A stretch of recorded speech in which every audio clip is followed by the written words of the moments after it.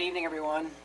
It's 5:06 on August 23rd, 2023, and this is a public information meeting for the Riverhead Industrial Development Agency. And tonight's topic, I'm sure you're all aware, is the application by CAT for the development of lands at EPCAL. Tonight, we'd like to discuss two topics. One is the financing structure that CAT is proposing to use for this project. And we'd also like to address a lot of issues that seem to be discussed regarding the nature of 555 and its organization, and let them state for the record, if you will, how they view their organization and their presence in the market. There really is no changes to format, I don't think, tonight. We're going to try and take questions from the audience first, and then we'll take questions from the Zoom participants. We're going to try and stick to the 2-minute or so time limit per speaker. We're going to try and run a 2-hour program here, and while we hope to split the topics equally, we'll sort of see how that goes. And with that, I think we can probably begin. Any other comments, thoughts, Tracy? No, you covered it. Okay. Just you'll speak when recognized by the chairman, and again, it's a courtesy. It's not the public hearing. We will be having a public hearing, and just try to avoid repetitive testimony. That's it. And with that, then I guess, Peter, you're going to lead off for CAT this evening? I am. I'm going to open. Peter Curry, Barrel Fritz, 400 RXR Plaza, Uniondale, New York, 11556. I'm an attorney for Calverton Aviation and Technology. We'll use the word CAT from now on.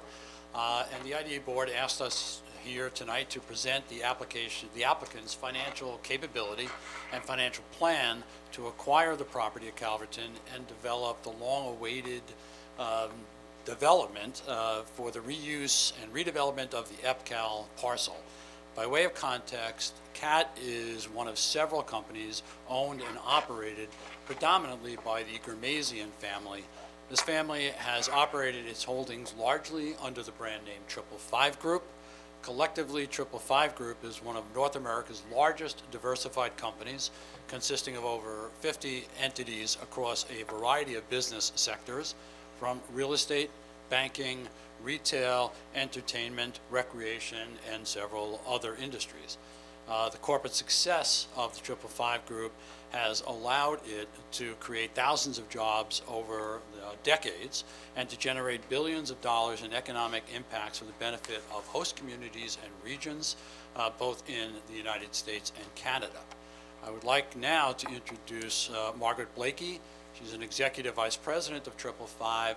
She has a career of over 30 years working in commercial real estate finance on Wall Street, and her responsibilities at 555 include overseeing the financing of the development of the CAT development and other projects that 555 has. She will discuss CAT's financial qualifications and the financing plan for the project. Ms. Blakey?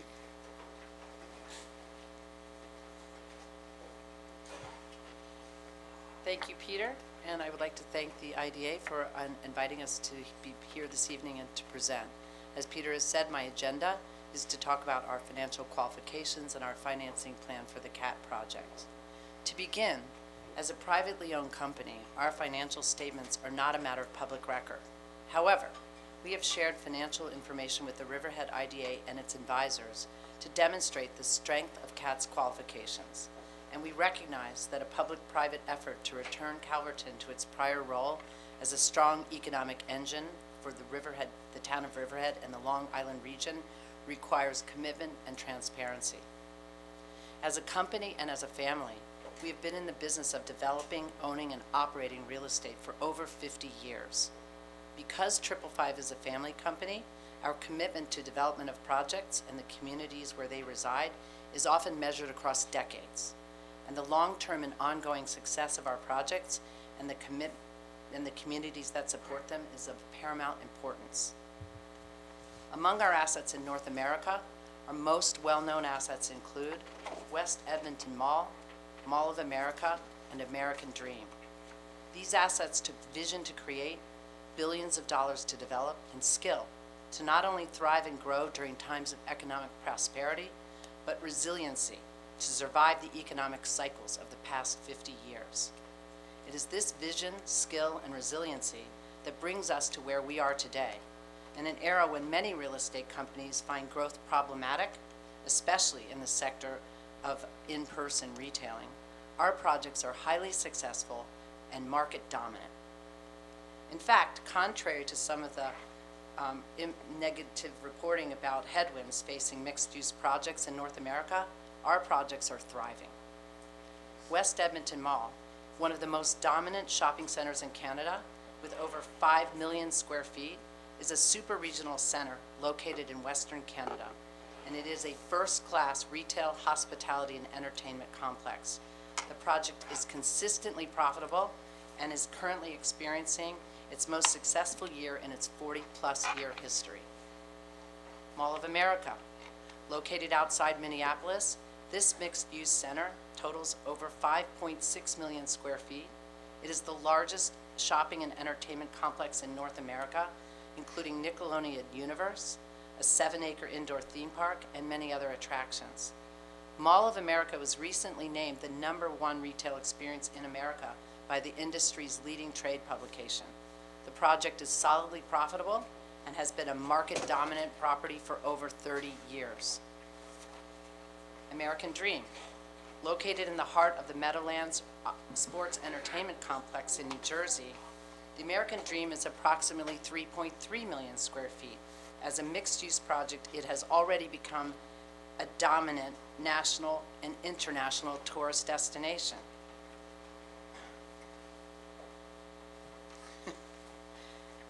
It is because we have brought to bear all of our experience, expertise, and significant financial resources in reimagining this project that today it has become what it is, a next-gen entertainment retail project.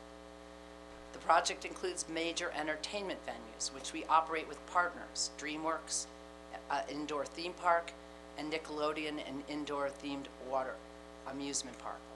Currently over 85% leased, according to an industry benchmark analytics platform, we have seen the largest increase in year-over-year visits of all mega malls in the United States. We expect visitations to continue to increase as we've added over 180,000 square feet this year of retail, dining, and entertainment.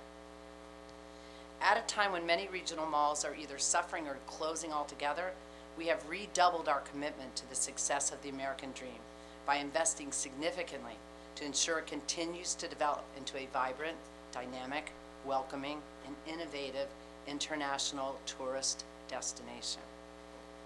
Taken together, these 3 projects are projected to have well over 100 million visitors per year, more than Disneyland and Disney World, and they generate billions of dollars in economic benefits to their respective regions. As developers and owner-operators of commercial mixed-use real estate, our innovative strategies are based on decades of experience in what works and what doesn't. We evaluate the right mix of uses, and we have the relationships and the experience to bring the right tenants and operating partners to our projects. As a company, we make long-term commitments to ensure the success of our projects, which includes substantial financial investments to ensure that our projects are successful and durable. We have done this with West Edmonton Mall and Mall of America. We are currently doing this at American Dream, and this is our strategy for the CAT project, which will benefit Calverton, the town of Riverhead, and its people. With respect to our financing plan, as a preliminary matter, CAT's financial commitment to delivering a successful project at EPCAL already dates back more than 5 years.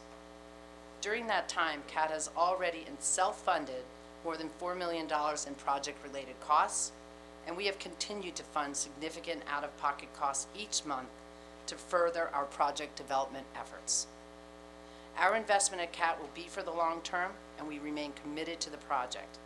Unlike some other developers, we are a family business with long-term investment goals, and we are interested in and excited by the opportunity to develop a successful mixed-use project in Calverton.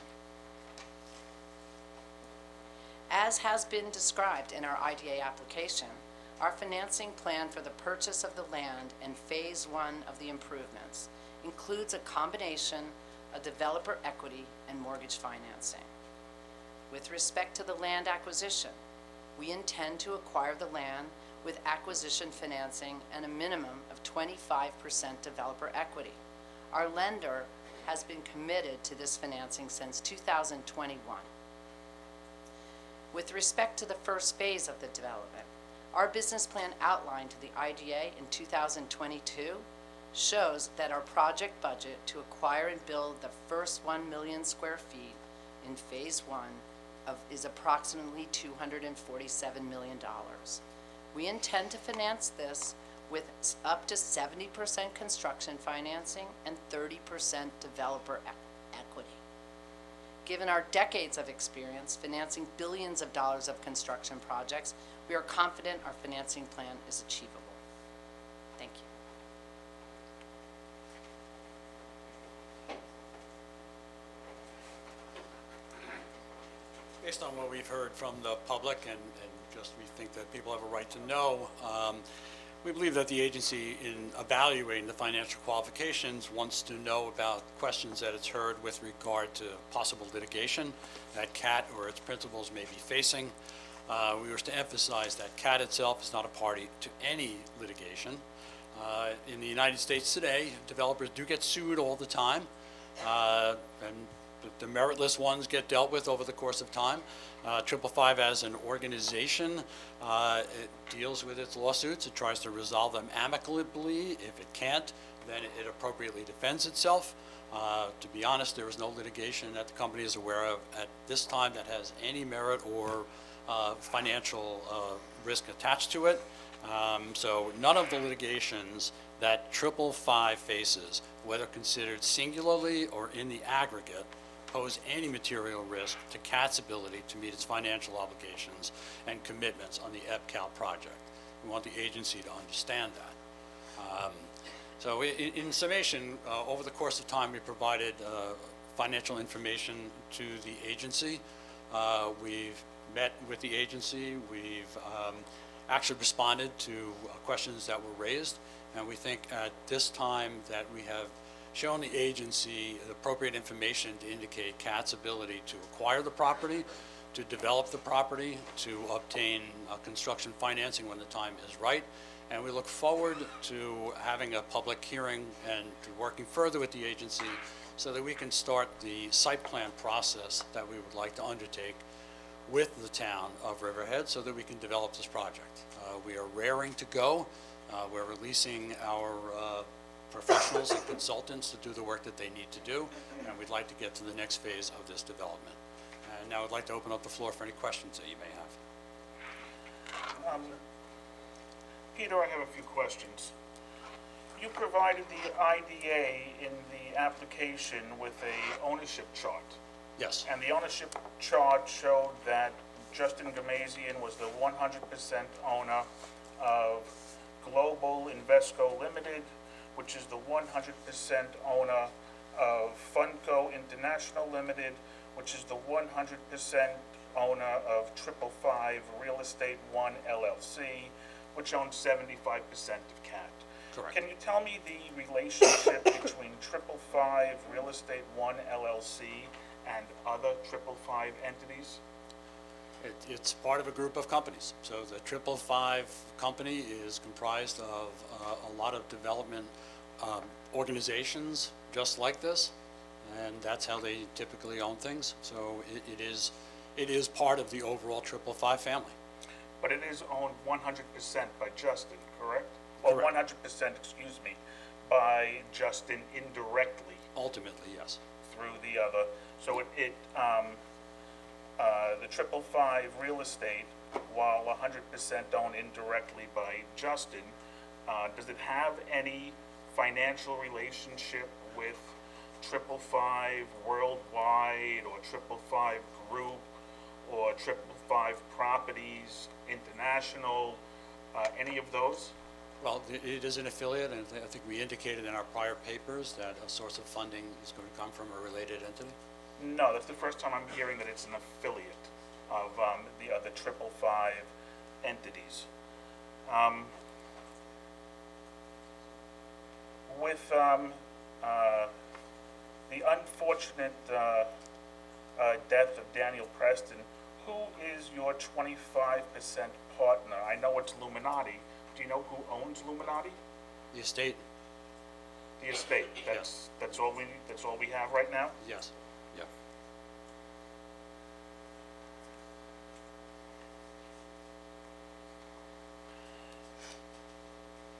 If, I reviewed some documents, and I won't identify any of the parties, but an acquisition loan, term sheet that was provided. And in that term sheet, 555 Investment Limited is listed as a guarantor of the acquisition loan for 555 Real Estate One, who's listed as the sponsor of that loan. Can you tell me the relationship between 555 Investment and 555 Real Estate? Affiliates, But what has Real Estate pledged to investment for the guarantee? What type of security or anything have they given to one another? if they're affiliate companies, they really don't need to give any security back and forth to each other. If one of the entities has assets, it can guarantee the obligations of the other one. So has 555 Investment acted as guarantor for other 555 projects? I don't have an answer to that. Okay. Well, it's important because we're aware of certain alleged defaults in other projects that have been discussed, and the IDA, I believe, has a right to know whether or not the guarantor for the acquisition loan in this project could be a potential defendant, target, or guarantor in any of the other projects. Do you know, can you? Well, that's certainly true, but the lender would be vetting those things, and the lender has made a commitment based upon its analysis of that entity's ability to guarantee the obligations of the other one. So it's already done that analysis to consider that it has sufficient equity to guarantee the Yeah, obligations. well, I appreciate your word for it. That's not insufficient for the IDA's purposes, which is to vet it ourselves. So I'd like a response to that question, if not tonight, then shortly thereafter, so that we can make our own analysis of whether the lender has vetted it or not.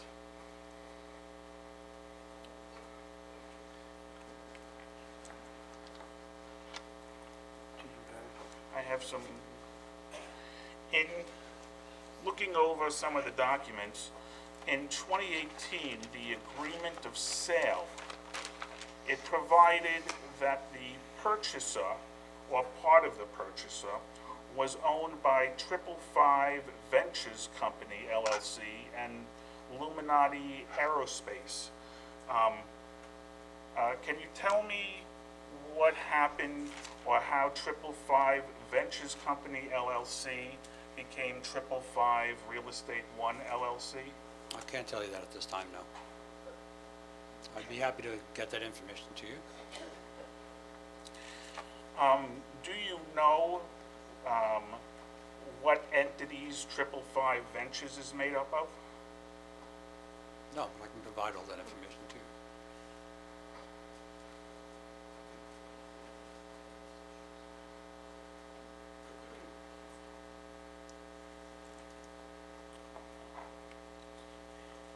You know what, I'm gonna, one other question. Since Justin is listed as the indirect owner of 555 Real Estate, can you touch upon Justin's experience in projects of this size, or in projects period?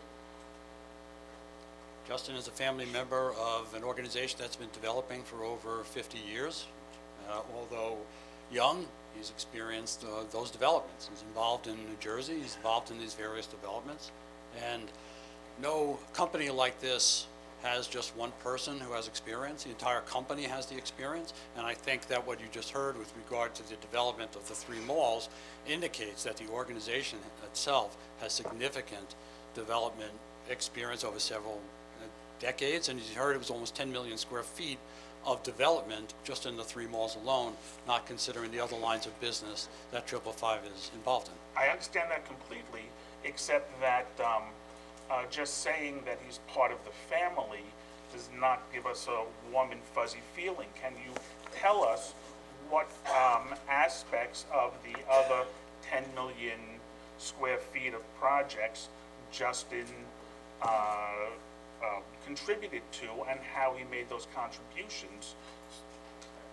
He's involved in the American Dream Mall right now in the development and operation of the mall. That's the most recent. And as we said, that's a $3.3 million, 3.3 million square foot mall. Mr. Chairman, I have some other questions, but I'm going to let the other members of the Okay. association.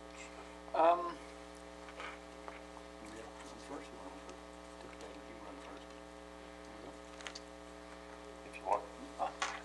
Let me jump in. These questions are probably, well, directed towards Meg than yourself, but we appreciate the whole concept of a conglomerate, and we can appreciate the whole concept of special purpose vehicle structures on individual projects. I think it's fair to say that, as you say, you're a very large organization, but there is some confusion as to how one looks to this organization to see to it that basically the project has got the funding that it needs from Riverhead's perspective. The two elements of the finance that we're focused on, of course, is the land purchase and development of Phase 1. I think you mentioned $247 million for Phase 1. I presume that includes your land cost? Yes. Okay. So, if I understood correctly, there's two elements of the land purchase itself will effectively be, will that be entirely leverage?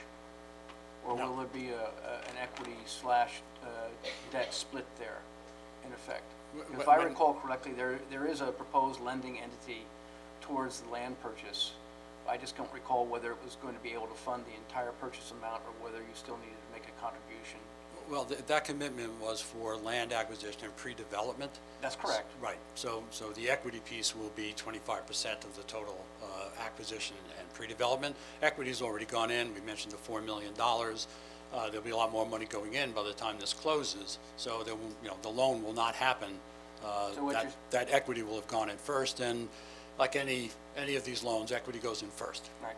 But at the moment, the $4 million is an out-of-pocket of the conglomerate rather than an out-of-pocket of the project company, correct? Well, it's. I mean, I get it, money is fungible in the context of the kind of organization you described, but the question really is the project company going to be capitalized?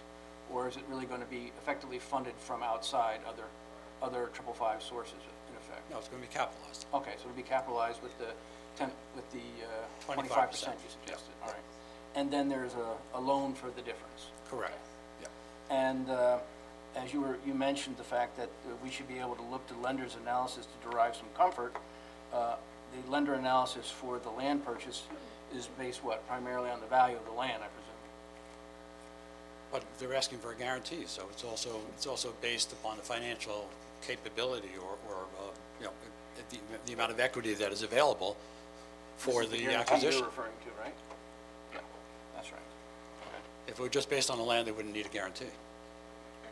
Okay. And again, more is being borrowed than just the land cost. So the land itself would not be sufficient to repay the loan. Okay.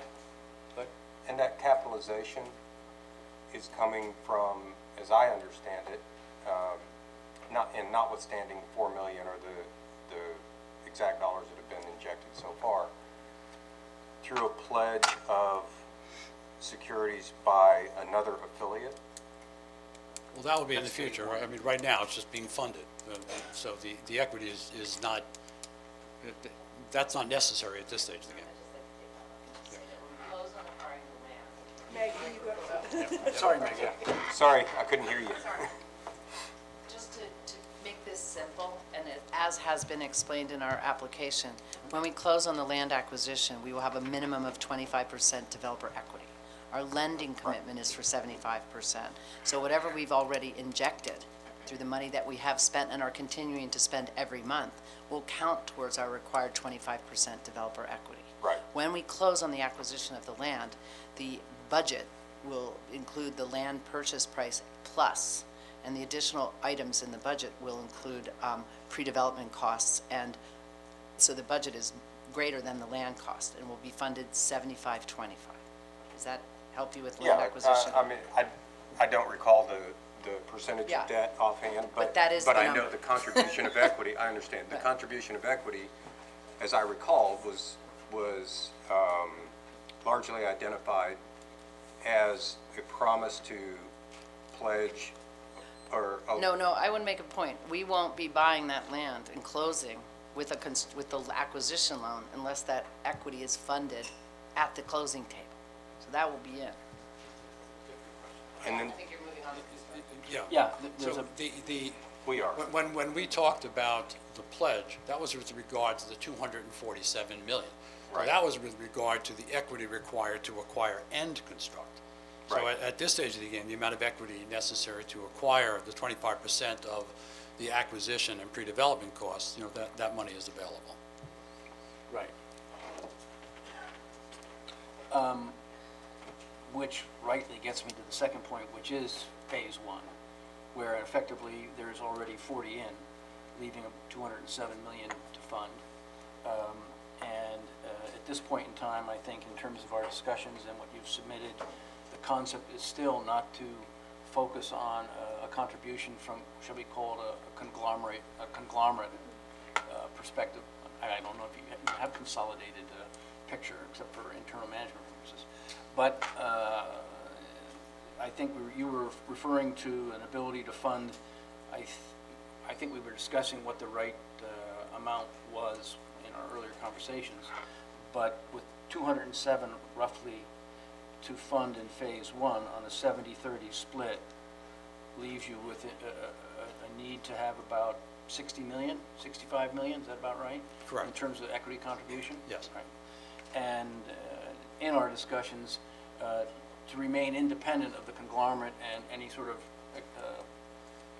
555 entity contribution, you were looking to a financing mechanism for the equity that involved some liquid assets that would be available to basically provide that equity, is that right? Correct. Okay.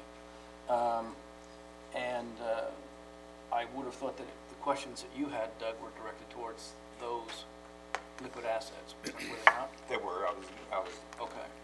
yeah. And those assets are, my understanding is they're marketable securities. They are, yes. And the value of that is, well, what is the value of that? The value of that at this time is 5 times what the equity requirement is. About 300 or so then, roughly speaking? Yeah. And is any of it encumbered? That's Elsewhere? That was the net, That's net? yeah. Okay. Okay.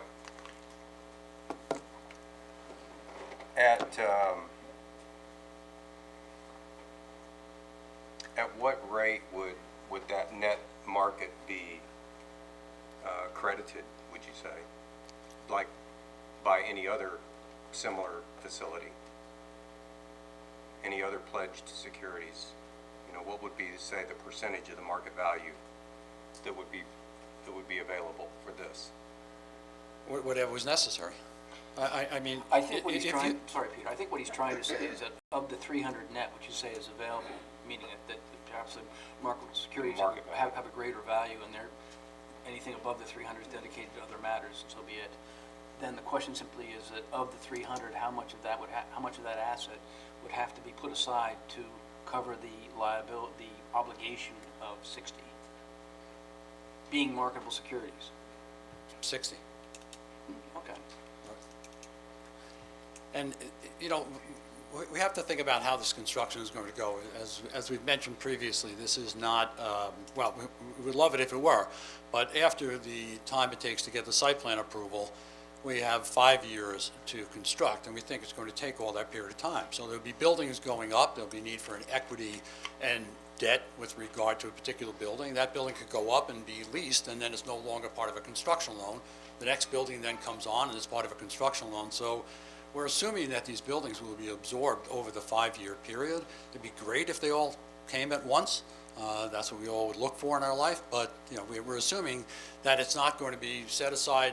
It's $247 million. You need a construction loan for everything but $60 million of it, and this is how it's going to go. Right? You'll have a commitment for it, but you're not going to need the money that way. You're going to need the money over the course of 5 years. But realistically, your shovel's not going to go in the ground for what, 5 years, you're saying? No, the shovel is, we're prepared to put a shovel in the ground after the site plan process is complete. So once the site plan process is moving along, the idea is that then you can market the properties, because you have a window, and you know at the end of the window, you're going to get a site plan approval. Then you start to market the properties.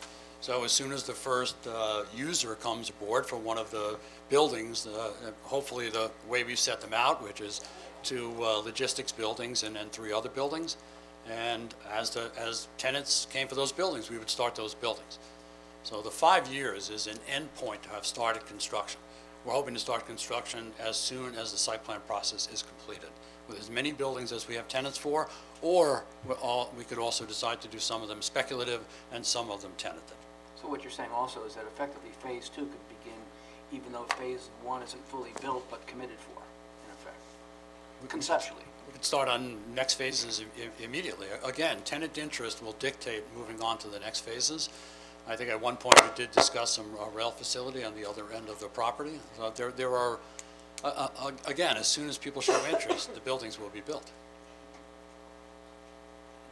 I'm sorry, Peter, I'm struggling with your statement that a lender is going to give a dollar-for-dollar credit on marketable securities.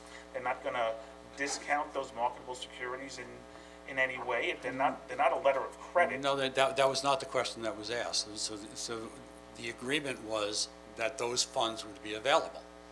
Not that entity was then going to borrow the money from another entity in order to lend it to CAD.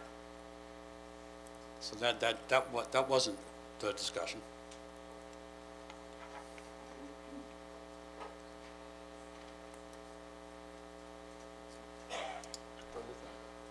I do have a couple of questions.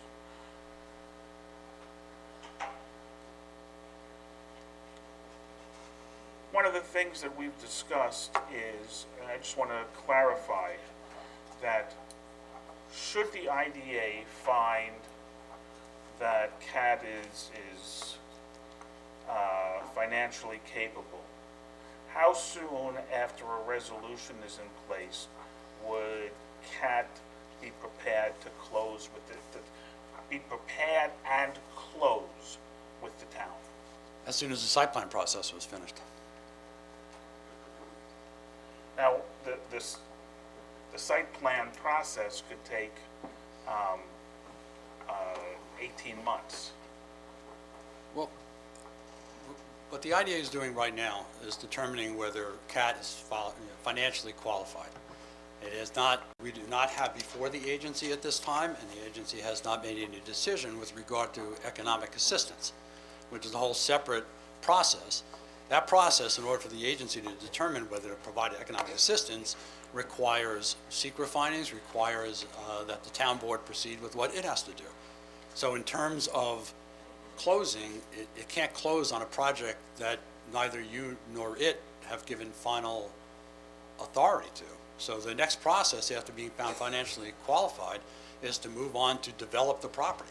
And as we've mentioned previously, there's about 6 months of professional consultant development, and then going through to the town board with the actual site plan process, plus all the other agencies that we would need to deal with, get the secret determinations, get site plan approval, and then we would be in a position to build. Can I, good afternoon. Chairman, can I just respond to one of his, In just a moment? Or, yeah, as soon as he's done, I really Okay. want to all right, have a follow seat. up on something that I just heard that's a little Okay. disturbing.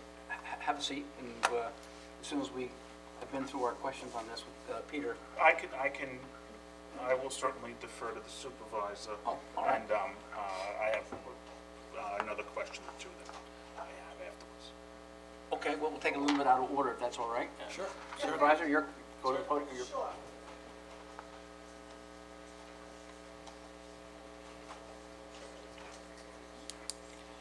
Thank you so much for allowing this interjection, but I was watching the meeting from my office, and I'm Yvette Aguiar, Riverhead Town Supervisor, Aguiar.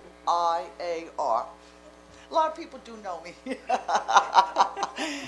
So, getting back to what prompted me to walk in here, and a gentleman asked a question, when do they expect to close?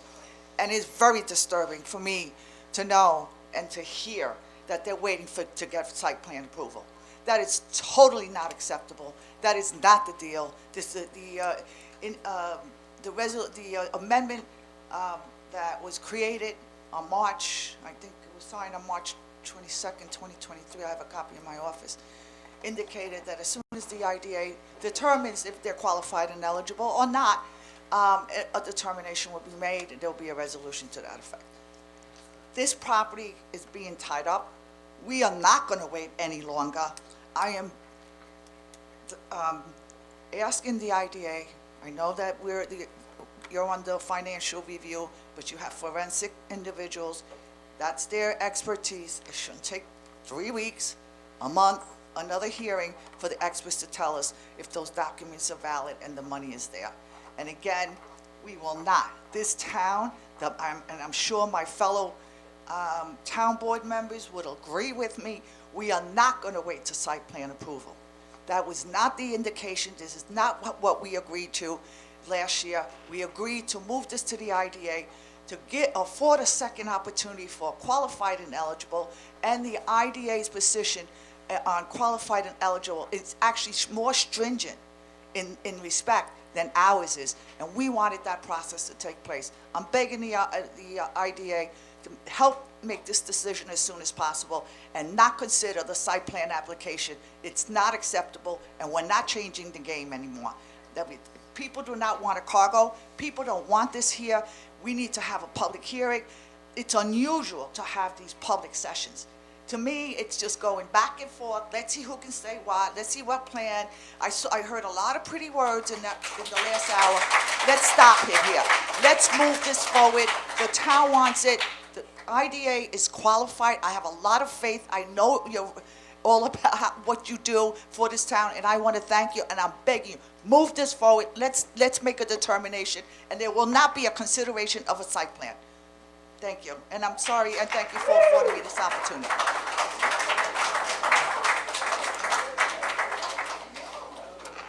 Thank you for your comments. For or against that? What are you saying? No site plan.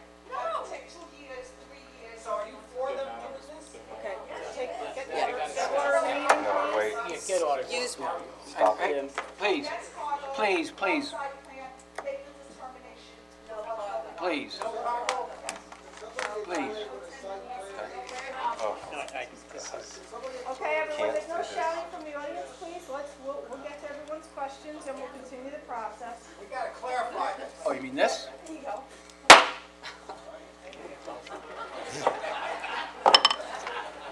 Jim, Listen, the public will have a chance to weigh in. Let the meeting proceed, okay? Let's keep it orderly, that's all. We gotta have our 2 cents. You will, You will. you'll Absolutely will. get a chance. That's the purpose. if I could clarify, the discrepancy, it's not really a discrepancy. The key is what we're closing on. We believe really that there would be 2 closings on this transaction. The first closing would be on the ground lease, which at that time, we would be paying the $40 million to secure an interest in the property.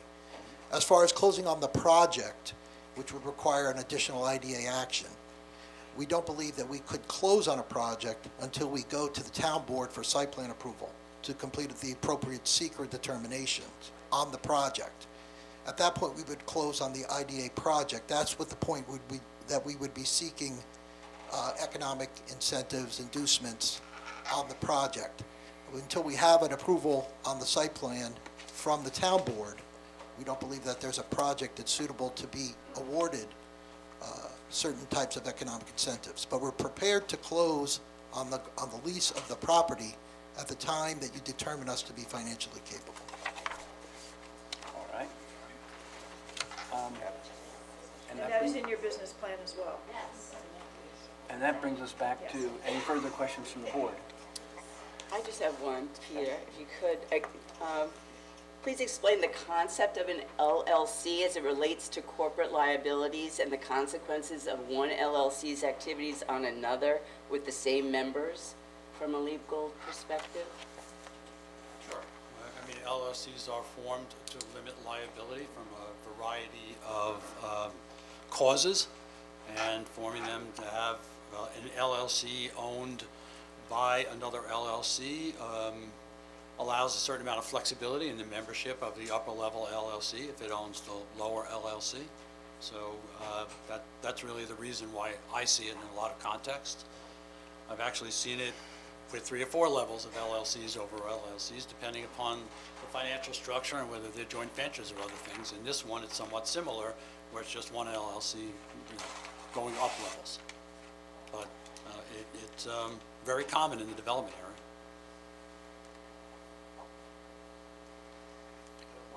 Go ahead. Peter, I understand not wanting to address litigations, and I also understand that there's 2 sides to every litigation. I've been a litigator for 30 years myself. But there was one litigation that I found disconcerting from a IDA perspective, and that's the litigation that's pending between East Rutherford and American Dream over whether or not you're obligated to pay pilots. Obviously, that's something that's near and dear to the IDA's heart here, and I'd like you just to address, how you end up in a litigation over pilots with the Borough of East Rutherford. That's not my understanding of the litigation whatsoever. My understanding is that American Dream is making its pilot payments.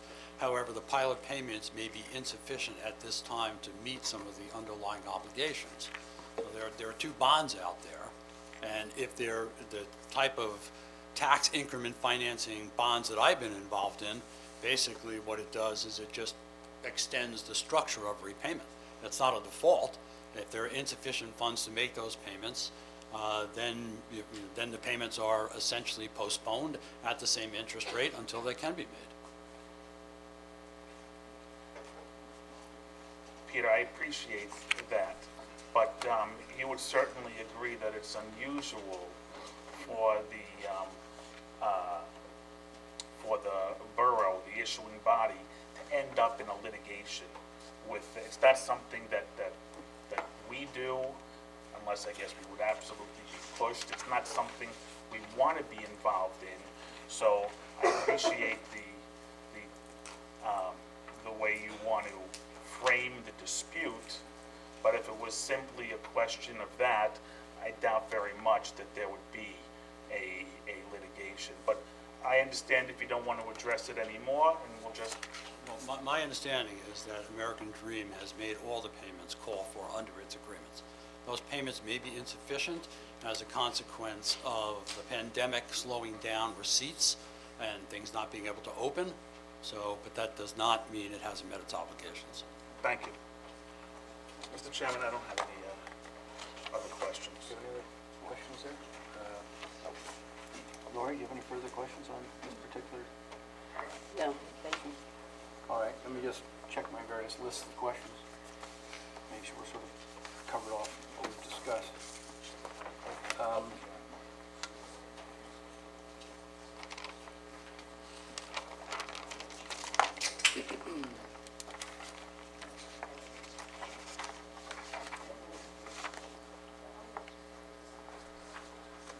No, I think that covers our Yes. questions at the moment. If there's no further questions from the board, we'll take questions from the audience. A number of you have signed up do so. That doesn't limit questions from others, though. First person is Evan Philcox? Hope I got that right. Yeah, yeah.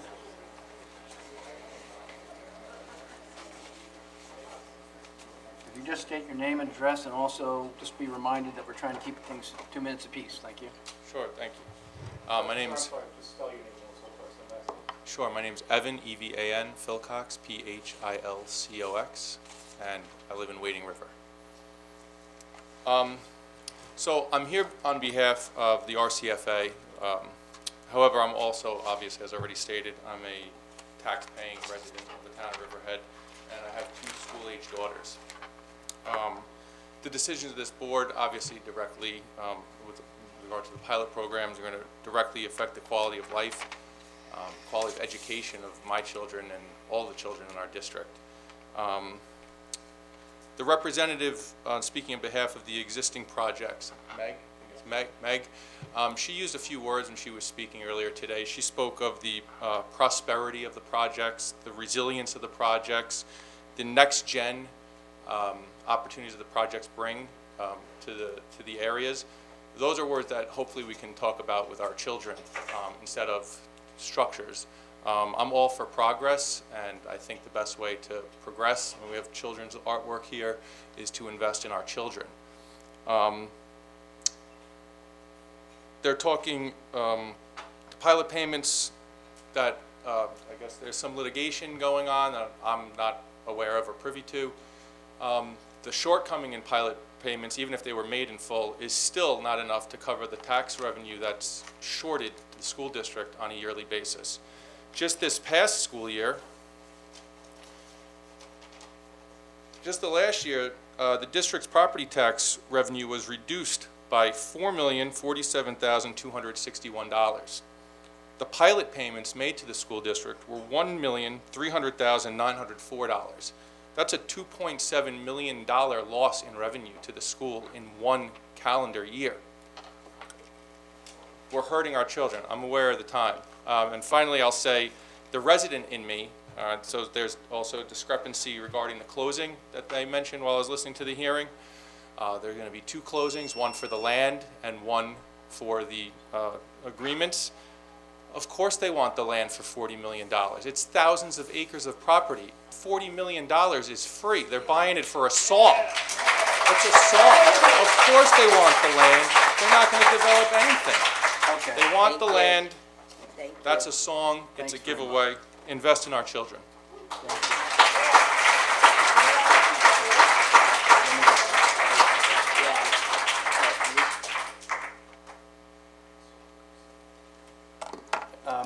Closing comment. Thanks for your comment. I appreciate that you want to make those comments. We're really just trying to talk about what we came here tonight for, which was your impressions of the financing structure or your impressions of the market presence of 555 companies. And we understand the opposition to the cargo airport. I think the supervisors made that clear. And there are some other larger issues that we ought to discuss, but I'll save those for closing comments. So if I could just ask Mr. Barbado, or Barbado, I never get it right, Phil, which is it? It's Barbado. It's Barbado, right? Yeah. Yeah, I think my ancestors Americanized that name. You're probably pronouncing it the way it should be pronounced in Italy, but There we go. for years it's been Barbado. Okay. So I went with the family. Phil Barbado, 211 Manor Lane, Jamesport.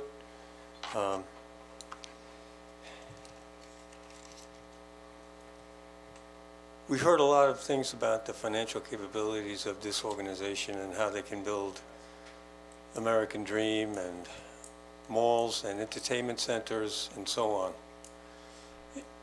In spite of the fact that we really don't know what this project is, how can we evaluate if they have the financial capability for something we don't know they're going to do?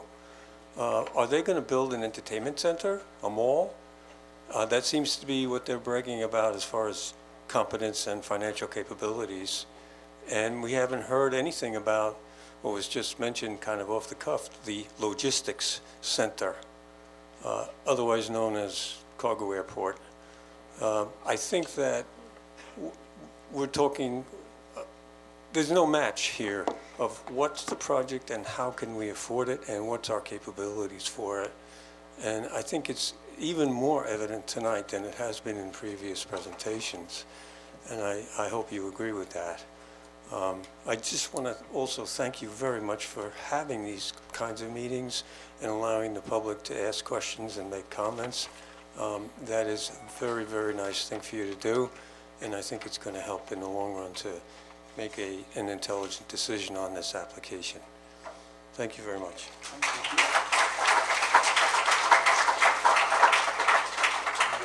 Oh, Angela DeVito.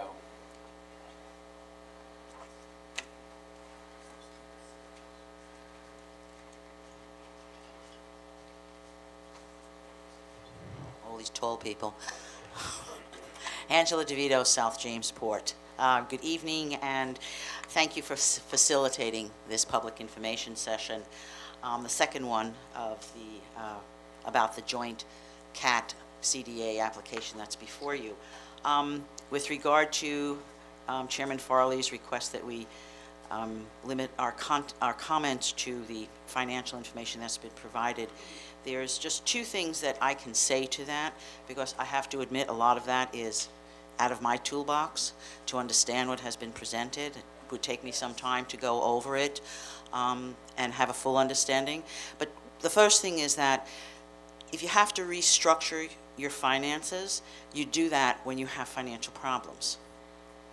The second thing is that everything we heard about that the 555 groups have done over the past 50 years, and it's quite a stellar experience and events that they've done, but none of it seems to address at all the skills that they need in their toolbox to go forward with a project that is still quite nebulous, but any of the 4 machinations that we've seen on this over the past 6 years, okay, none of that experience seems to be transferable over. They are mall builders. That's what they do, primarily. So I would also like to, I did prepare some other comments, and I'd like to ask for your, oh, I only have 30 seconds left. Okay. There's, sorry.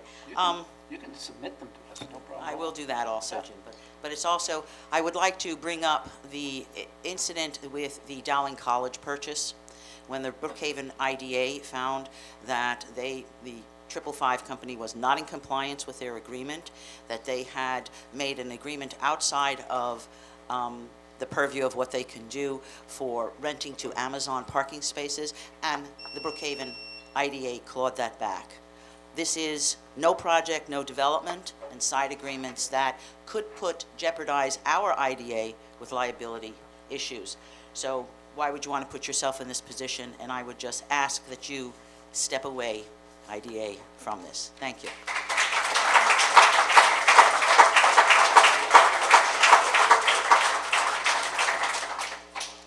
Susan Bobkus.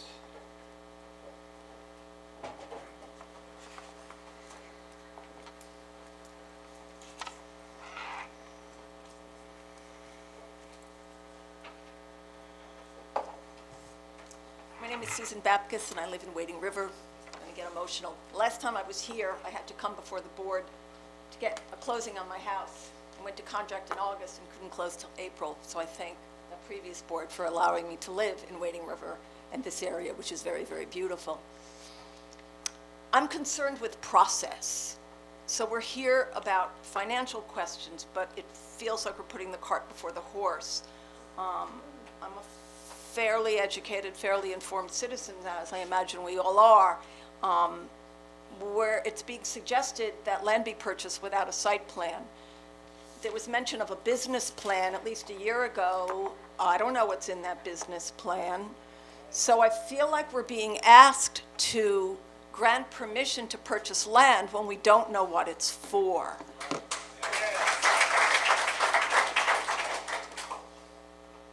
I live here as you do because it's beautiful. I went to the Mall of America by accident. My flight was delayed and I got stuck in Minneapolis, and I went to the Mall of America, and I will tell you, I was horrified. And if that's what this land is being purchased for, not with my tax dollar. There's no, we can't have applause, okay? We just want to have this be as orderly as possible. So please just Refrain from clapping. refrain from, And comments from the audience. give your fellow residents Let's try some and be respectful to everybody. respect. Yes, thank you. John McAuliffe? Is this meeting about the airport and the cargo? Excuse me? No. It's not about the cargo airport right Yes, now. it is. It's about the financing of the project, and I just called for John McAuliffe, please. Yeah, well, I've lived in Wading River for 40 years. Where my house is would be where your glide path is. My name is Michael Hennessy. I've lived in Wading River for 40 years. The glide path for any aircraft coming into that airport goes right over Wading River and Calverton. It will destroy the values of the homes in that neighborhood. I lived there when Grumman was test flying the F-14s occasionally. My children used to run and hide from the sound of the jets. My house used to shake. These are major, massive cargo jets. They cannot be permitted to destroy an entire neighborhood. Though it is separated from downtown Riverhead, if those jets were flying over your town hall, you wouldn't want it either. And there's quite a few people there who don't want to see this happen. Excuse me, Mr. And this has Hennessy. been, just the fact that you're having this meeting on a Wednesday night in the summer, starting at 5 o'clock. I only found out about this meeting because the local newspaper just put it up on Google. Okay? So you're doing this under the table. Were you at the last meeting that we had? Excuse me? Were you at the last meeting? No, that I we- wasn't. Okay, well, at the But I last didn't find meeting, out about excuse that me. until after the meeting At the was over. last meeting, we discussed the cargo airport issue. That is not on the agenda tonight. There will be a public hearing, at which point you can raise whatever issue that you want. Not only did you get up out of order from people who have already submitted that they want to speak, but you're speaking about a subject that we addressed a couple of weeks ago and will address again. We're trying to keep this narrowly focused. What are we focusing on? Finance. Finance? Yeah. Haha. Okay, sorry. Yeah, right. Wonderful. John, are you out there? Do you want to speak?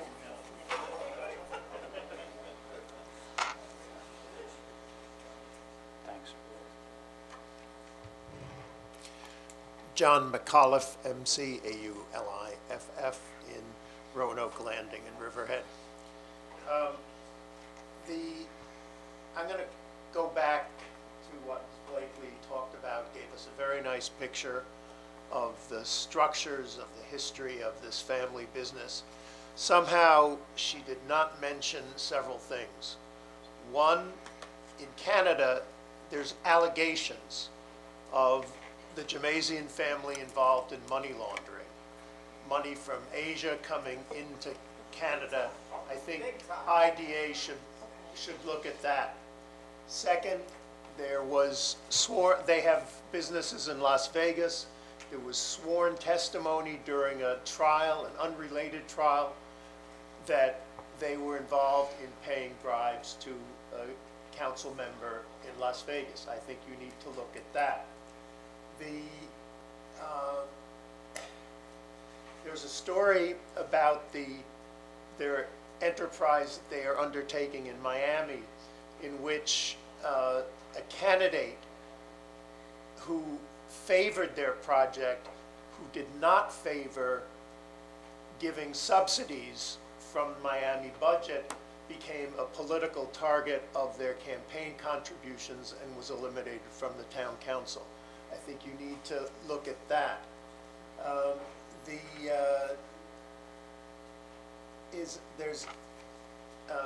Mr. Kern will remember that we went through a whole process learning about Ariely. And the Chamber of Commerce helped to give them some credibility, and this was going to solve the problems financially and technically, and they disappeared. The other point I want to make, I mean, this, in a sense, the questions earlier and the presentations earlier were so shallow, were so whiffy, that you wonder whether they really are serious about doing something, or whether we're just talking about a flip, buying property at way below market value and finding another owner. And the question is what the IDA can do to protect Riverhead to assure us that that's not going to happen. Thank you. So, I mean, there are other things that I want to ask about, but I will come back later if there's opportunity, okay? Thank you.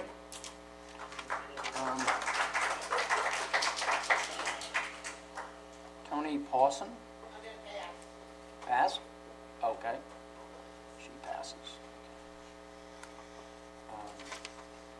Andrew Levin?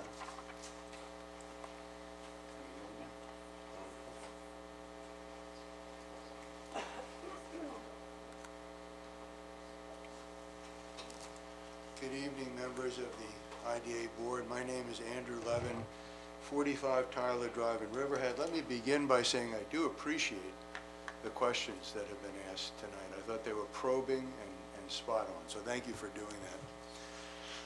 I've spent about 23 years prosecuting financial crimes at the federal level, and many of them involve real estate. Since we have no access to documents here, that deep experience is what I'm relying on tonight. Lenders want collateral for loans, which are the 75% apparently of the $247 million that have been identified tonight. CAT calls it construction financing. I call it circular. What is the collateral that CAT is offering? It can't be the value of the $10 million square foot build-out, because that build-out is raw, naked speculation. The build-out is also completely implausible. The 10 million square foot build-out, I understand it's in phases, but that is at the heart of CAT's application before this body. That is the economic value proposition that they are committing to justify tax abatements when built out, 35,000 to 66,000 new vehicle trips per year. No one is disputing that. Our roads obviously cannot handle that traffic increase, which cannot be disputed. Unless our roads are substantially widened, which CAT has neither the power nor the ability to do, the project is implausible. So here comes the lender. The project's on spec, and it is completely lacking viability in the real world because of this traffic, 35,000 to 66,000 new vehicle trips per day. The developer knows it's lacking viability. The lender knows it's lacking viability. So what's the collateral for this speculative project that as a practical matter has no real world viability? Common sense suggests to me that it is actually the IDA approval. It is your decision to approve that is going to provide value that doesn't otherwise exist, that will act as the collateral for these tens of millions, hundreds of millions of dollars of loans. Thank you. If you approve this debacle... Mr. Levin, your time is up. Thank you. I have very little to go, Stop. Mr. Chairman, if I could have your indulgence. 30 seconds. Thank you. If you approve this debacle, then the value of CAT's rights at EPCAL increase by tens or hundreds of millions of dollars, because EPCAL on the open market is worth tens or hundreds of millions more than our town has said CAT needs to pay for it. That money comes right out of our high in abated taxes, in a fire sale price, and in lost fair market value that will be suffered by Mr. Hennessy and others.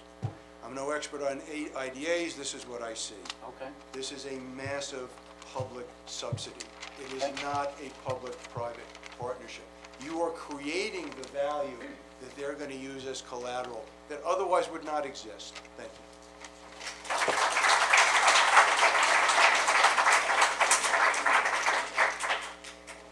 Claudette Bianco.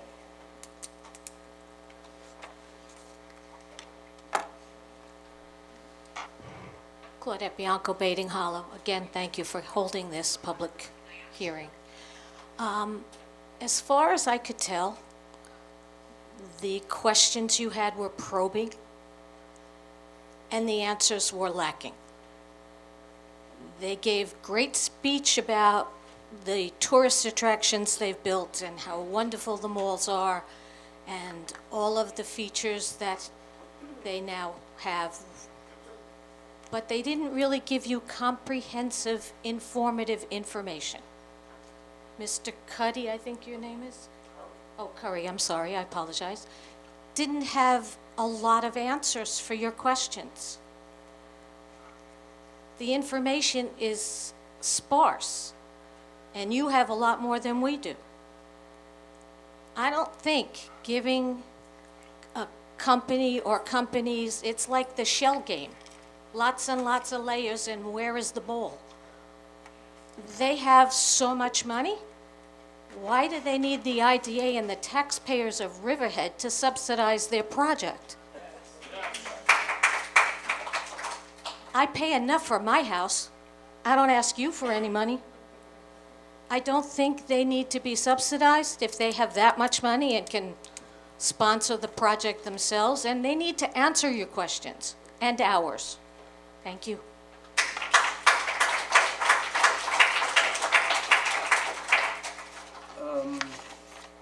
Before we turn to the Zoom, is there anyone else in the audience who would like to? No, there was a list. I would like to Please. say something. It will take more than 20 seconds. Okay, well, a couple here, so that's fine. Okay. Okay. My name's Barbara Ripple. Yeah. I have no idea what your names are. And Oh, I'm I sorry. wanted to thank the man in the blue suit, in the blue shirt, that I thought his questions were very good. Answers not so good. I would like it next time I come to have names up there. I have no idea what you do. Maybe you're all circus clowns or something. So I'd like to know a little bit about that. I've only lived here not quite a year. I'm really trying hard to figure out this governmental structure. It shouldn't be so hard. I'm an American historian with a emphasis on the Constitution and legal history. So help me out, and these people are who you should be listening to, because they have real information. Thank you.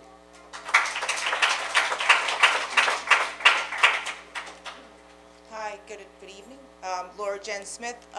Just a couple of points that I wanted to make. Just the defaults on American Dream Mall. I know we're talking about the ability to pay and to finance out this project. I think you've all read about the defaults that they have had with the American Dream Mall in the hundreds of millions of dollars. I think that should be considered. It's my understanding that they no longer hold the controlling interest in Mall of America, and then they lost that as part of the loan default that they had to put that up. One of the other things I know that the IDA relies on when looking for benefits is construction jobs from projects being built with the American Dream Mall. I also believe that there's a lawsuit from the construction company that built the mall against 555 or whatever their LLC is for that project. I think, I don't know for sure, I didn't really get a chance to look things up. I'm sure they can answer it for you. It may even be against the construction company that came here when they first were applying for their qualified and eligible hearing. One of the other things that I think that should be considered is their financial structure and what is going on with the Mall of, I don't know what it's called, but the Mall of Miami that they're building, and their commitment to that, and what priority that will take with the construction and build out and financing of what's going to go on here in Riverhead. I also think their lack of industrial expertise. They have very few projects that are not involved with malls and retail. We know over at Dallin, they were giving that project there, and one of the reasons that they did not fulfill their obligations was their lack of ability to get tenants. And when they did go on and take that project there, they had said that this was sort of a mini I don't know how they said it were exactly, but a mini incubator for the EPCAL project. While they were waiting for approval over here, they would start to use their expertise in what they were going to do for over at EPCAL to sort of mirror that. So I won't go on any further, but I do have one question outside of this, and it was brought up before. I'm a little confused, and maybe you can explain it to me. So with the IDA, you are looking to approve the lease for them to lease the property, and then they can't do anything with that except nothing until there's a site plan approval is done by the town board? Is that my understanding? Because when this first came to you, the town board said they you would answer the questions and let us know, and now it seems like they're answering the questions and letting us know. So I think just for clarity for the public, if you do approve them as having the financial wherewithal to do this, what happens then? Do you guys know? I mean, because there's a 90-day approval process, don't forget, it's state legislation on this property. As long as they meet the zoning for this property, they get automatic approval to build within 90 days. So there's, a step that may not be in there. So I'm kind of curious how you guys see that. Still under consideration? So, but if you do approve them financially, then nothing else happens here. It goes right back to the town board, and then the town board has to approve the site plan projects, and nothing will occur. It's just an exchange of money, and that's it. I'm just curious. I think it's a matter of what the town contract says. But in terms of building, they will have to follow the procedures that are outlined by the town of Riverhead. So it's not like they will purchase the property and do whatever they want. They go through all those processes again, the secret. So this is out of order for what you would normally do. It would be, you'd have the project, you would decide on the financial wherewithal, and then you would make your approval or denial, correct? It's certainly out of the norm of what this board is accustomed to doing, yes. Okay, all right, thank you.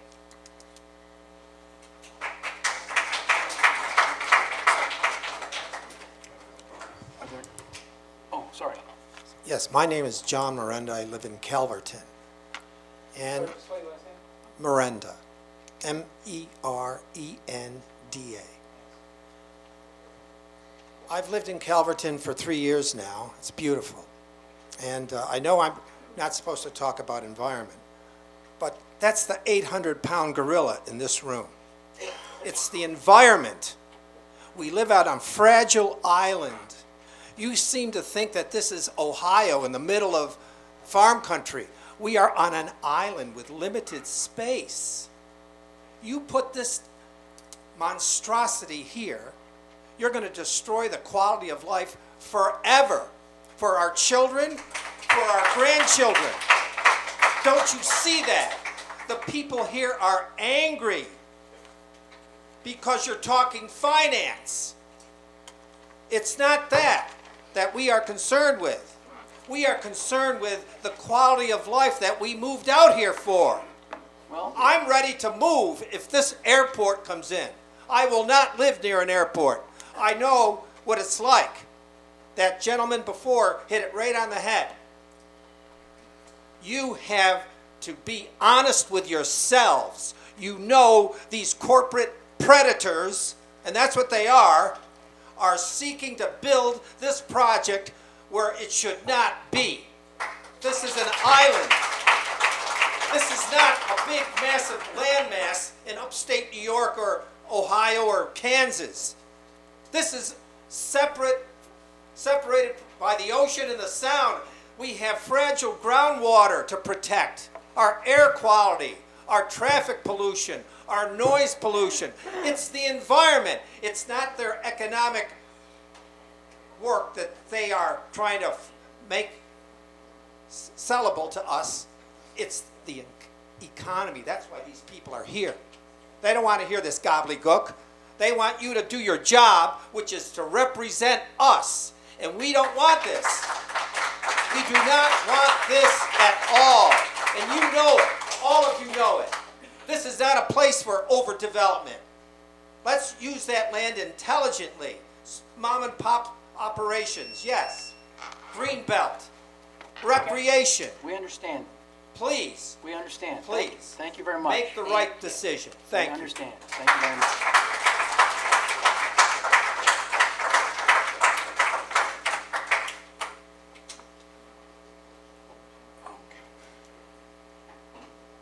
Good evening. Can you hear me? My name is Kelly McClinchy. I'm a resident in Manorville within the town of Riverhead. McClinchy. I chose to speak after that gentleman because I've often come to this podium and spoken about environmental issues and water issues before, and I know that the goal tonight was to speak about finance. And it's important to understand the connection between these two things. One of the best things, and I'm sure that a lot of people in this room would agree with me, one of the best things that has happened to the EPCAL property was the transfer from the federal government to the town. That transfer has allowed local business owners with local ties and local interests to prosper at EPCAL. No one wants or needs a history lesson. We've been down this path before, but it's an essential point that needs to be made here tonight. The last time the federal government was involved at that site, the surrounding communities were left with a legacy of contamination of the soil and the water. And I have to pose two questions tonight that we were forewarned about at previous meetings. Has CAT had any communication at all with the FAA regarding this property? Is CAT willing to accept funding or benefits from the federal government to develop at this site? It would be reasonable to think, because CAT is coming before you asking for assistance, it would be reasonable to think that they would get financial assistance, they would accept it from any other source where they could get it. Further, the company that operated at that site before it was transferred to the town was responsible for the legacy left behind. They closed up shop and they left. We know how that story ends. Destruction of the environment and hundreds, if not more, unemployed. That company had no loyalty, no real ties to the community, just like CAT. That company could claim they did their work in the name of freedom. CAT cannot claim anything as noble. If an outside company with no ties to the community, especially one that might receive financial ties and backing from the federal government, is allowed to step in, the results will be the same or worse. We have the ability, coming forward now, to ensure that history doesn't repeat itself. We have the chance to do better than our parents and our grandparents at that site. Thank you.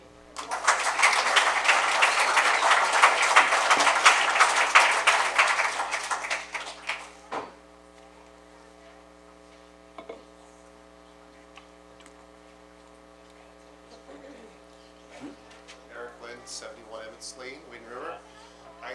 I've really been very impressed with a lot of the information tonight. I'd like to thank the board for their time, for letting us to ask these questions. Everything I wanted to learn, you know, I've taken pieces from tonight and from your questions tonight. I appreciate your outlook of your objectives tonight to determine the finance structure of CAT and the nature of the organization. And I feel that we have seen that nature of the organization as expressed by people that have come before me is not necessarily in alignment with the necessary financial structure that we're looking for. And in so much so, I just tried to figure out, because I was that kid, so someone mentioned before they were a little upset saying, you know, my grandkids were hiding from airplanes from Drummond. That was me. So I grew up in Wading River years ago, and I live here today. And so, you know, my grandfather had a saying that, you know, if they were any closer to my house, we'd just make our roof a runway. So it's a little personal to me. But in so much so, I'm trying to understand, because I'm not a financial person, or I'm not a person that understands public management of lands or contracts with government employees, government agencies. But I do understand that if an individual that wants to run a successful business needs to show that they are going to forward a plan, that they need to have investors.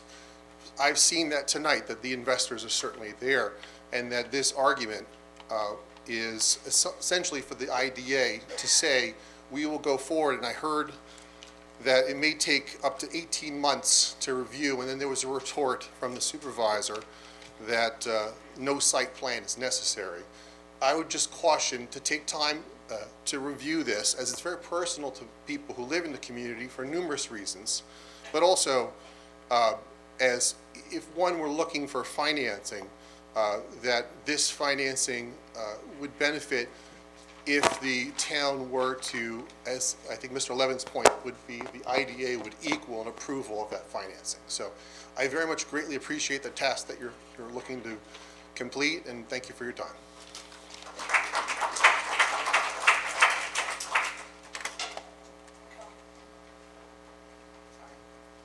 Can we all agree, last one from the audience, how many do we have, Tracy, how many do we have on Zoom? Just one question on Zoom? Okay, all right. Go ahead. Sorry, I'm Tony Pawson. I passed, but I can't sit here. Sorry, Tony Pawson, Pawson, River Road, Manorville, New York. River Road is about 1.5 miles from this site. So I know the woman that spoke about financials was excited. I'm not excited. Living 1.5 miles from this site, and I know you want us to talk about financials, but while you sit there and decide about if they can financially afford to be there or whatever, we need to know other things. Like the lady said, you're putting the cart before the horse. What are you going to do about traffic? I live on River Road, which is 1.5 miles from this site, and there's a big sign on there that says, no local delivery truck only. Where are these trucks and these employees of whatever they're building are going to go to get to this location? And you're going to sit there and decide about financials, but there are more important things that need to be decided before they can decide if they can afford to go in there. Number 2, is there going to be a clause in this? As we all are well aware that the magic fence line that the Navy has put around that property that keeps the contamination in is a farce. Are they going to allow testing of the land and the water that once they start digging it, you're going to start disrupting? Because that will come out under that magic fence line into my water. Now, I don't know if any of you live 1.5 miles from that location, but I do. And cancer is running rampant in our neighborhoods. So before you sit there and decide financially, can they afford to get in there? Think about the residents that pay the taxes and the traffic that's going to be and the disruption of the environment that's going to potentially cause us more problems with the water and the contamination soil. Thank you.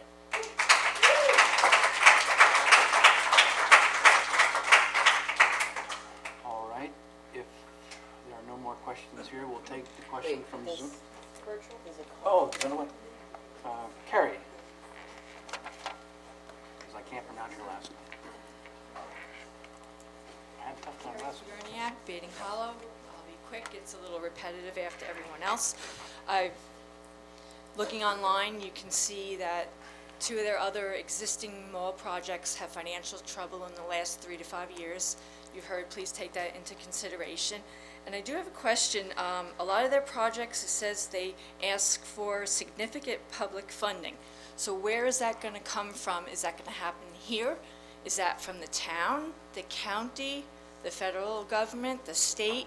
So those are questions I'd like to know. Why they want it, why they need it, because less money out of their pocket, but something to consider, and if at some point we get answers to those questions. Thank you. Thank you.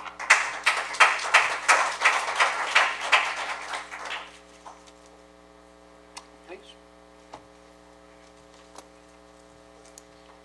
Good evening. My name is Teresa McCaskey. I'm with the South Old Town Aircraft Noise Committee. And financing was discussed. What many people may not understand, and has been brought up, and that's why I decided to kind of wing it and mention this. With there being a runway at the airport, it's going to need repair. This entire board needs to follow up on the lawsuits that are going through regarding East Hampton Airport at this time, because although East Hampton Town owns that land, they cannot control, and they are no longer obligated due to the FAA funding. They are out of that. they still cannot get control of that airport. And I make reference to that because, again, there's a runway here. Runways need repair.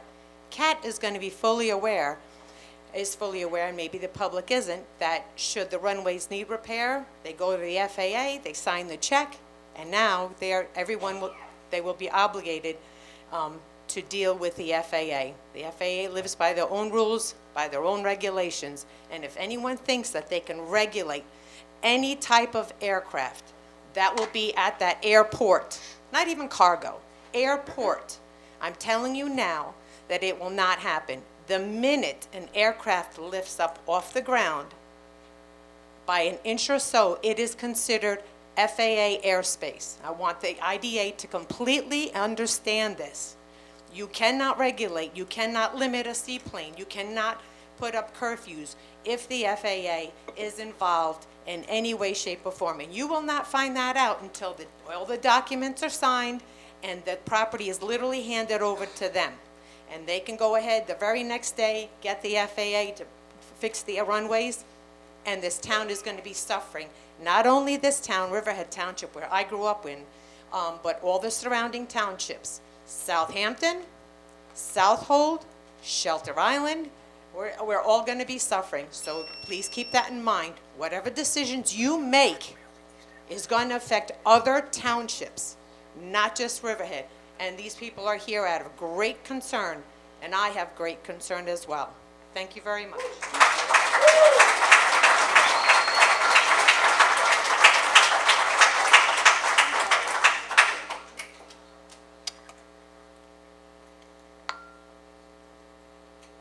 Question from Zoom?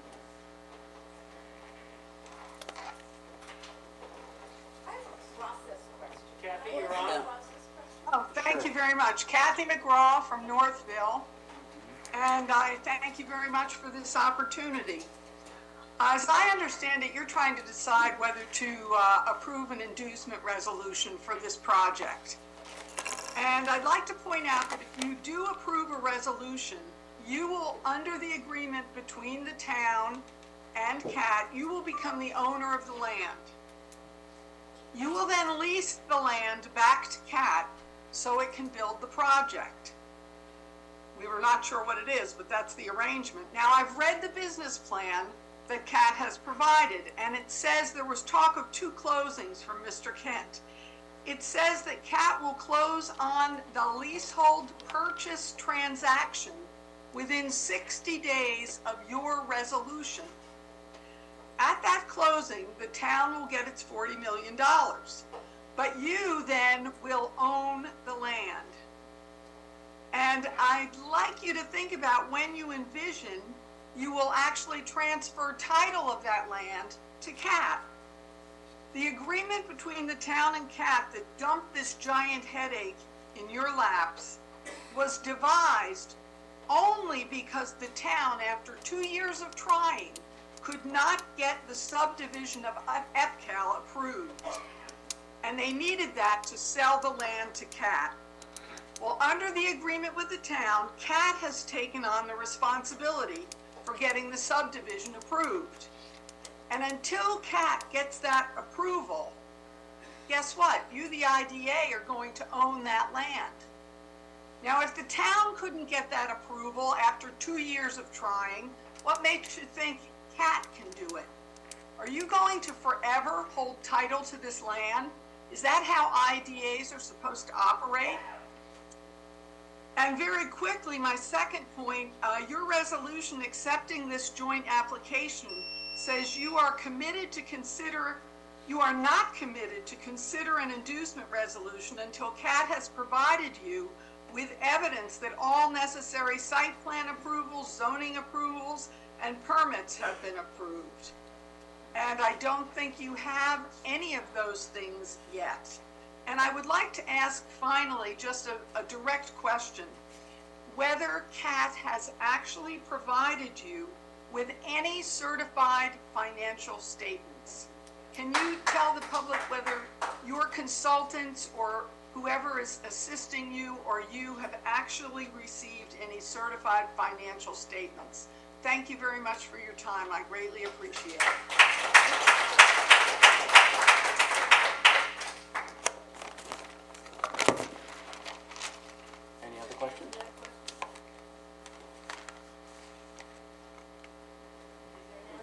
That's it? No other questions from Zoom? Yes, this is Ron Harir. Okay, I think Mr. Hariri wants to speak, although I've been trying to chat. Well, you can't communicate? Yes, may I be heard, please? Huh? You're on now, Ron. Thank you, and thank you for the chair and Mr. Mendelson for their very insightful questions. I would note that the prior Master of Ceremonies for 555 at CAT was Stuart Bienenstock, who was terminated after it was revealed that he was the subject of a $1.3 million judgment in the state of New Jersey affirmed by the Appellate Division for fraud.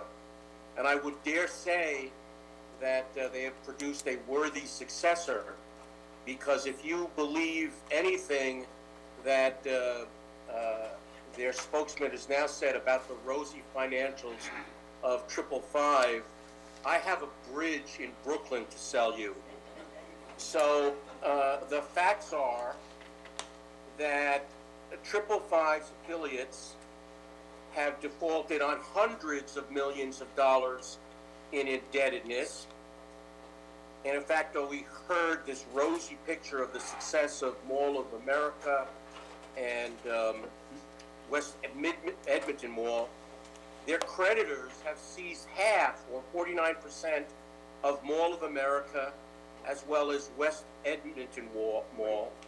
Earlier this year, a judgment was entered for $380 million or thereabouts against another affiliate of these people. And as Mr. Mendelson aptly pointed out, there are municipalities in the state of New Jersey that have sued 555's affiliates for millions more. They've been sued by their contractors in American Dream in New Jersey for millions more. But here's what I consider most significant. The IDA's own law firm, the venerable law firm of Nixon Peabody, I don't know if counsel is there, has alleged, and you know that in federal court, I think we've got some litigators here, they can't make an allegation and complaint unless they've made a due diligent analysis of the facts and law. They've alleged that 555 is a shell, and it is a racketeering enterprise, including some of the same members of the family that have appeared before this board. Okay, Mr. Most Hariri, significantly, I'm particularly concerned. Yeah. Mr. Hariri, we have that information. Thank you for highlighting. I would ask counsel, you work for us, okay? So I would ask that you indulge me, because frankly, I'm going to ask you something about what Mr. Mendelson, what Mr. McAuliffe brought up. Mr. Hariri, we've given every speaker. If I remember, sir, you were at some point a U.S. attorney. Would your office have presented evidence of a witness testifying in federal court about alleged bribes in exchange for a real estate deal? It was not my experience. I don't think they would. And I think, just as Mr. McAuliffe has asked, there are a lot of questions, including which corporation in this game of musical chairs is the party in interest, and whether or not this is even the original party in the contract, and whether there are any resolutions authorizing any assignment to a brand new entity. If they're not, you don't even have jurisdiction to move this forward. Mr. Hariri, thank you for your comments. Thank you.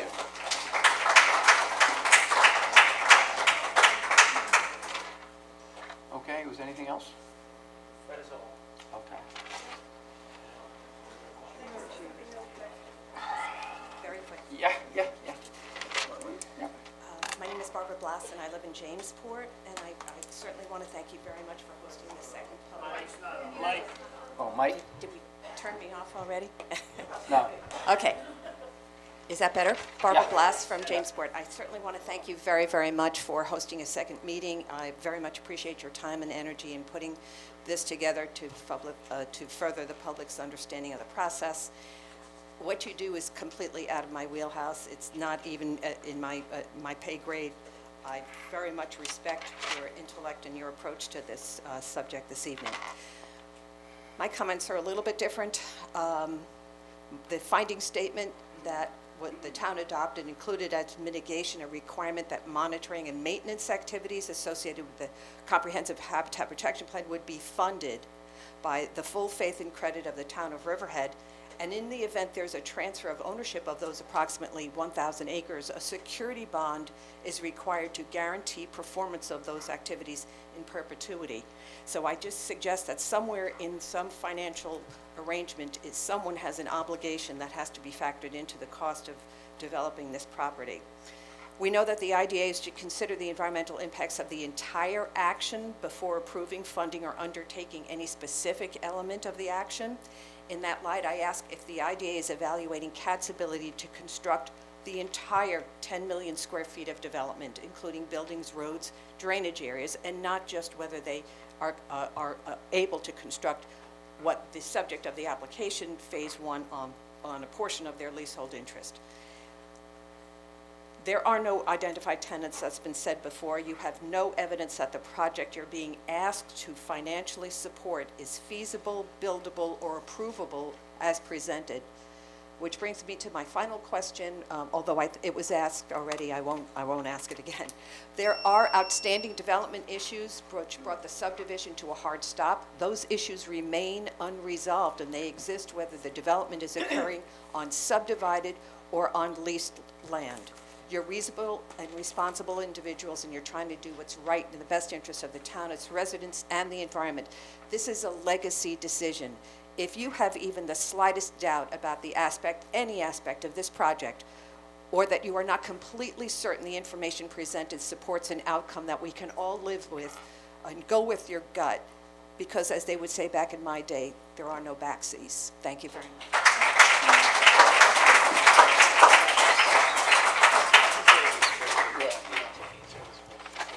Could John McAuliffe, there are a couple of things that I had not gotten to. If I could take another 2 minutes to raise them.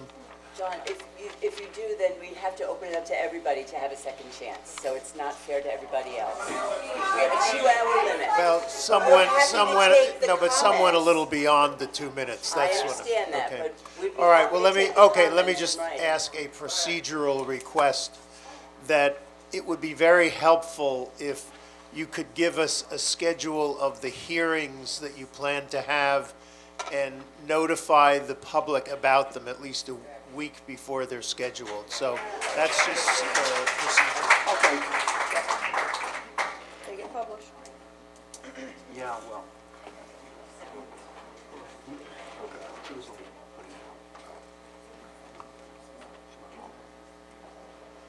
Hi, my name's Kimberly Wilder. I live at 962 Osborne Avenue, Riverhead.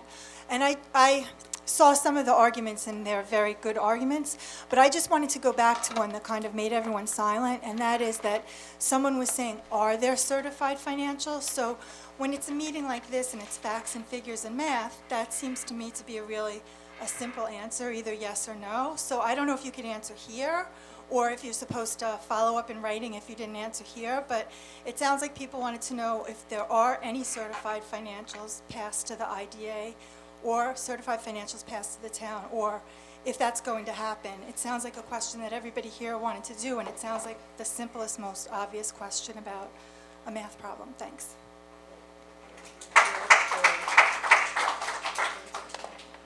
Right.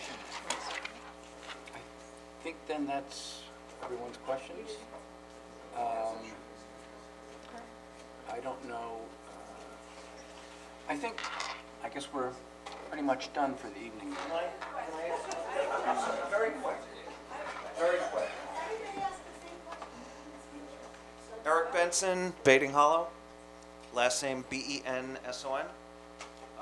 When you look at financials of a corporation and you do background checks, do you look into a into if the company has UCCs, liens against it? Do you do a lien search? You could, potentially.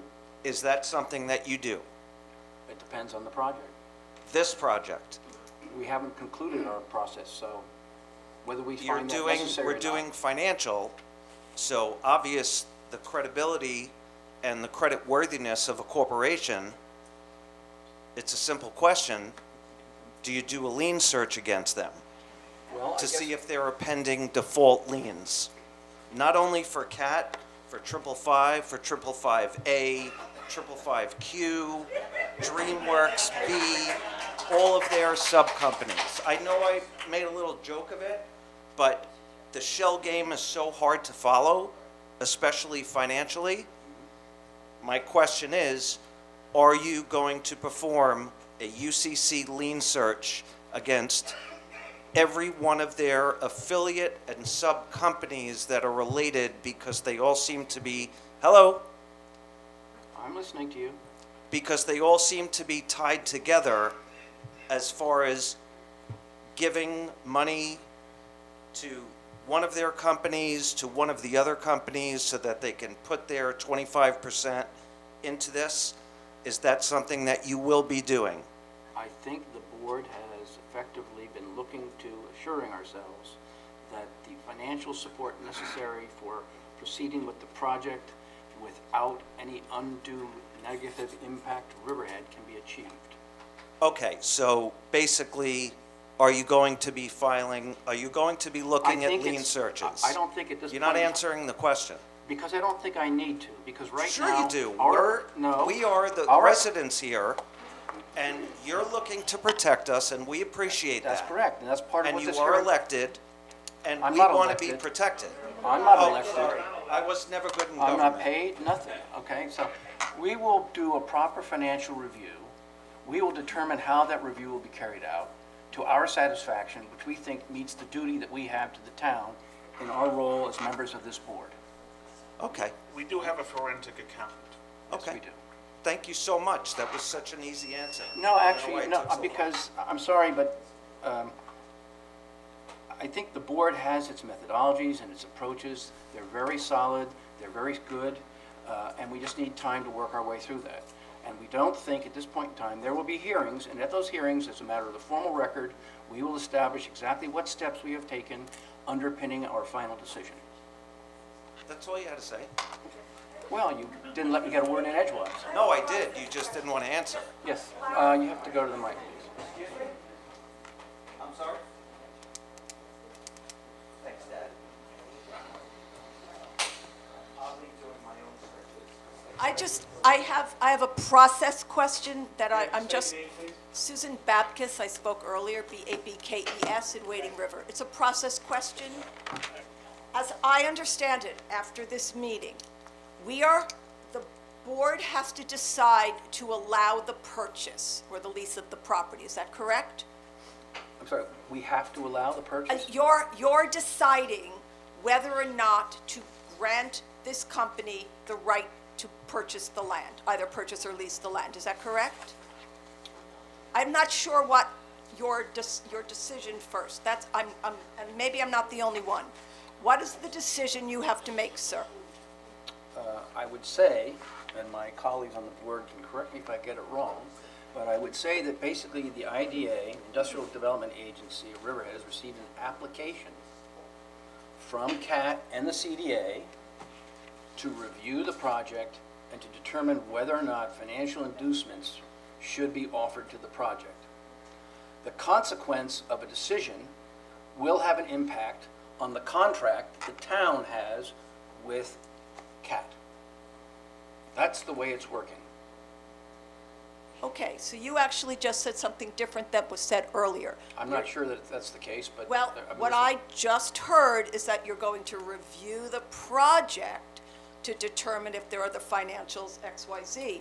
And what we heard earlier is, and if that's the case, I actually feel better if you will review the project, but that's not what I'm hearing. From who? What I'm hearing is we're going to deal with the land, let them have the land, and then we'll take a look at what they're going to do with it. So I'm asking for that clarification. Terms, confusion of terms. I'm asking for that clarification. Well, it may be a confusion of terms, but we're reviewing the entire application. The application includes a review of financial capability, and it also includes a review of the project and whether or not it merits financial inducement. Thank you. And I would beg, as all of us are, that you take all of our concerns into consideration. Thank you. That's why we're here tonight. Thank you.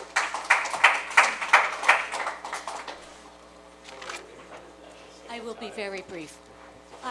I want to thank you for having the opportunity to have the public speak. And I know that sometimes you appear irritated, as do some of the audience. But you have to understand the enormity of this project. Most of us have never been involved in public meetings and don't know the process. And we come out and we're mistaken and making mistakes and speaking about topics we're not supposed to speak about. You have to allow the public. They're very angry about this project and they don't understand any of it. And just because they're speaking out of turn at the wrong meeting or at the wrong time, that's why. This is probably the first time they've come to meetings to speak about it. It may be true. I just want you to understand, And I it has think- brought out the entire community that has never gone to a meeting before. And I think also from the perspective of the IDA, what we're doing here, both in the last meeting we held and this one, is quite different in terms of our process. I know, you've been put in an awkward position, and I appreciate that. But I have to tell you also, on a personal level, having the police standing on the side and being spoken to in a condescending manner about decorum is offensive. We are tax-paying residents, and we pay for the privilege to speak at these meetings, and we pay for you guys too, and thank you for what you do. But it's offensive to feel that the government which we pay for and are part of is attacking us because we're angry about a project. We just want you to understand what we're angry about. It's not a personal thing. We're not angry at you. That's fine. I think the only thing you have to take into consideration with that observation is that when we had our last meeting, that came after the meeting that was held at the Hotel Indigo, which was absolutely a shambles. Well, and frankly speaking, some order had to it be was brought from to our it. perspective as well. Okay, but there you are. So But that was the different circumstances. We're in town hall now, and this is our government. We're not at the Hotel Indigo, and it's not, we I just want understand that. answers, and a lot of people don't know how to get those answers. I understand. Okay, thank you. No, we're done. We're done. Wanted you use the word, you said financial inducements, is that code for tax abatements? A financial inducement is in theory what the IDA So you have to considers. determine if we're gonna pay for it and our children through more tax abatements? That's what an IDA application is. No, it's all right. No, I did, I went over the pilot, and he went over the fact that I should be speaking to the financials. I spoke to the financials directly in the last the fiscal year for the school district, $2.7 million short because the pilot doesn't cover the tax abatement. So I did speak to it, and I just want to make sure that financial inducement is code for tax abatement. Okay, so we're going to decide if our children's education is more important or less important than a cargo airport. With all due respect, sir, I highly value the presence of children in Riverhead. I'd like to see more of them, and I'd like to see the school system be able to accommodate them all. We need space. So that money should be going toward, we had a failed bond. Our bond failed. The tax abatements that have been given since Tanger started getting them would be enough to cover the failed bond. Tanger does not get a tax abatement. No. Or Never did. Never. 58? We're making sure you understand. I appreciate that. So As, the your business is on 58, none, pilots. no abatement. The best thing I could do right now at this time is to refer you to our website, which I know some people have difficulty using, and we are trying to address that. But if I'm not mistaken, Tracy, do we still not have the video up of the meeting we had with the town board when Laura Jen became supervisor? On how the IDA And we operates. explained how the IDA worked, soup to nuts.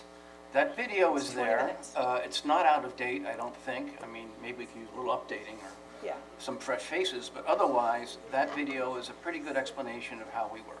Well, and I appreciate the fact you're not elected and you don't get paid, and so I understand the decision before you, but. I guess we're before- masochists, yeah. It seems like it, right? And I don't know you and you don't know me, but we're taxpayers and we should look out for each other in our community instead of, people from. That's exactly what we're trying to do. Definitely.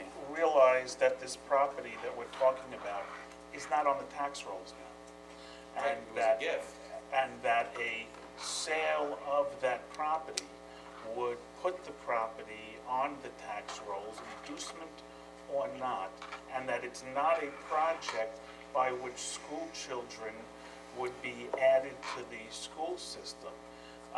So we don't know how we're going to decide yet, but just so you know that a project like this would put a property that hasn't generated taxes for this town in 25 years back on the tax rolls, which certainly wouldn't hurt the town. I mean, the debate, the debate about, I think, we're listening, we hear all the comments about the airport and that. You've had the supervisor here tonight actually expressing her point of view. I think you've gotten your message that came through pretty clear. But I think there's an underlying importance here, which I alluded to in our last meeting, which basically is you have a town that's now in the process of looking at a comprehensive plan. That comprehensive plan goes to long-term land use.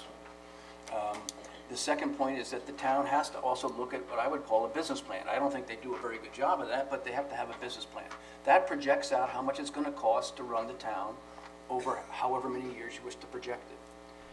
I would have thought the goal of the lands at EPCAL, properly developed, creating, as Lee points out, a proper tax revenue with a good assortment of employment in that for residents who wish to not leave Riverhead as they grow up in that, is a good thing.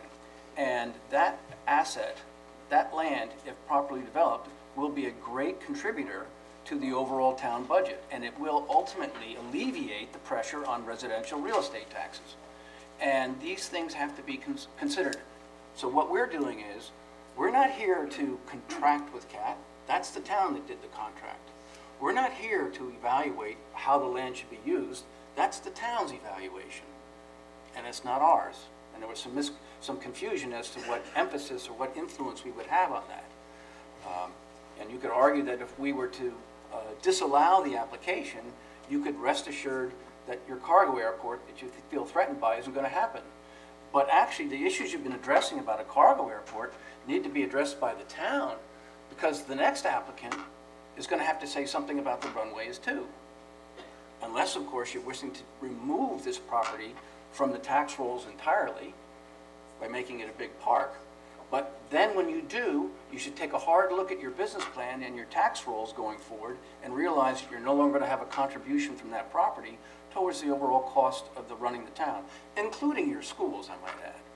So we are truly evaluating this in that context. And it's fair in some of our meetings, someone comes in and challenges whether a particular project should have an inducement. But typically, we try to focus on projects that are in areas that have not seen, what should we call it, encouragement for development. You know, certain areas of downtown, certain other areas. So that's in theory where people mostly come and look for an inducement.